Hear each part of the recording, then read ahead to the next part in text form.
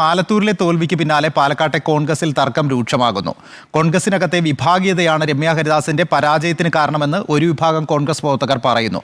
തോൽവിയിൽ സ്ഥാനാർത്ഥിയെ പഴിചാരി രക്ഷപ്പെടാൻ ശ്രമിക്കുന്ന DCC നേതൃത്വത്തിനെതിരെ KPCCക്ക് രമ്യ ഹരിദാസ് അനുകൂലികൾ പരാതി നൽകി. ആലത്തൂരിൽ രമ്യ ഹരിദാസിന്റെ തോൽവിക്ക് കാരണം പാലക്കാട് DCC നേതൃത്വമാണെന്നാണ് ഒരു വിഭാഗം കോൺഗ്രസ് പ്രവർത്തകരുടെ ആക്ഷേപം. തെരഞ്ഞെടുപ്പ് കമ്മിറ്റി ചെയർമാനായ DCC പ്രസിഡന്റ് തെരഞ്ഞെടുപ്പ് ഒരുക്കത്തിനായി മണ്ഡലം കമ്മിറ്റി യോഗങ്ങൾ പോലും വിളിച്ചു ചേർത്തില്ലെന്നും ജില്ലയിലെ ഗ്രൂപ്പ് രാഷ്ട്രീയത്തിന്റെ ഭാഗമാണ് ആലത്തൂരിലെ തോൽവിയെന്നുമാണ് കോൺഗ്രസിലെ ഒരു വിഭാഗം ആരോപിക്കുന്നത്. വിഷയത്തിൽ ജില്ലാ നേതൃത്വത്തിനെതിരെ നടപടി ആവശ്യപ്പെട്ട് ഒരു കൂട്ടം പ്രവർത്തകർ KPCCക്ക് പരാതി നൽകിയിട്ടുണ്ട്.